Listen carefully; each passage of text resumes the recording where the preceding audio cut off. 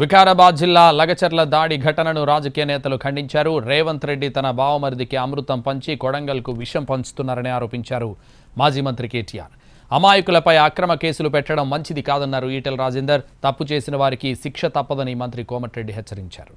ఒక్క మాట అంటా ఉన్న రేవంత్ రెడ్డి ప్రభుత్వాన్ని, అదేవిధంగా కాంగ్రెస్ ప్రభుత్వాన్ని, రేవంత్ రెడ్డి గారు మీ బావమరిది గారికేమో అమృతం పంచి వాళ్ళ కొడంగల్ వాసులకు విషం పంచుతా ఉన్నాం ఫార్మా పేరిట. ఇది ప్రజలందరూ చూస్తూ ఉన్నారు.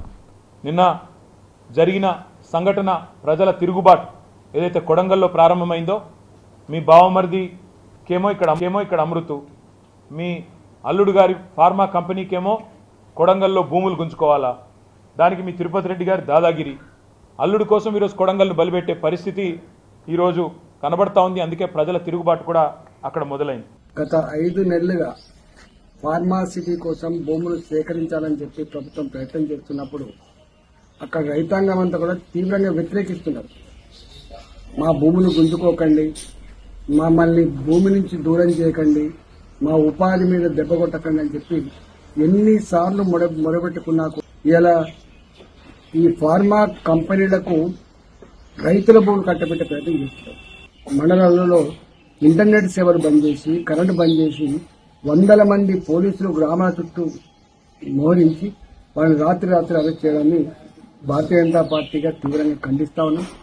వాళ్ళ మీద అక్రమ కేసులు పెడితే మంచిది కాదని చెప్పి హెచ్చరిస్తా ఉన్నాం. భూముల సేకరణ వాళ్ళ ఇష్టాల మీద ఆధారపడి ఉంటుంది తప్ప బలవంతంగా తీసుకునే అధికారాన్ని ఎవరిచ్చిందని చెప్పి ప్రశ్నిస్తా ఉన్నా.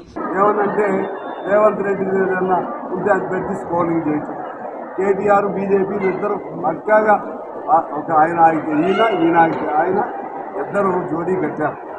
కేటీఆర్ అంటే టీఆర్ఎస్ అండ్ బీజేపీ ఇద్దరు బాగా జోడీ కట్టారు. జోడీ కట్టి కాంగ్రెస్లో ఏం సొంత దొరికిద్దా అని చెప్పి చూస్తూ ఉంటారు. ఏమంటున్నాం అంటే మీ ప్రతిపక్షంగా మీకు అవకాశం ఉంది, మీరు ప్రతిపక్షంగా మీరు అడిగే హక్కు మీకు ఉంది. కానీ ఆ హద్దులు మీరుతున్నారు.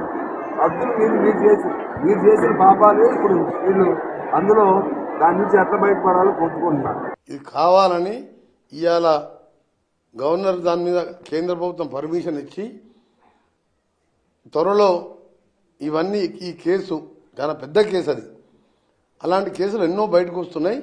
డైవర్ట్ చేస్తానికి టీఆర్ఎస్ వాళ్ళతోని ఒక ఐఏఎస్ ఆఫీసర్, అది కూడా ప్రతీక్ జైన్ అనే మొన్నటి వరకు ఐటీడీఏ పిఓగా అడవులలో పనిచేసిన మంచి ఆఫీసర్ మీద దాడి చేయడాన్ని తీవ్రంగా ఖండిస్తున్నాం. ఇది అనైతికమైన చర్య. ఇష్యూను డైవర్ట్ చేస్తానికి చేస్తున్నారు. నువ్వేమో 65 కోట్లు ఏం లేను బోగస్ కంపెనీకి పౌండ్స్లో ట్రాన్స్ఫర్ చేసినావు, అది అరెస్ట్ అవుతున్నావు అని చెప్పి అరెస్ట్ అవుతున్నారు. కేసులు అందరు పెద్ద కేసు అవుతుందని చెప్పి కలెక్టర్ మీద దాడి చేయించినట్టు మా ఎస్పీ గారు నారాయణ రెడ్డి గారు టీఆర్ఎస్ కార్యకర్తగా సురేష్ అనే వ్యక్తిని గుర్తించడం జరిగింది. దాంట్లో కూడా వాంటెడ్లీ చేసిన వాళ్ళ మీద చర్యలు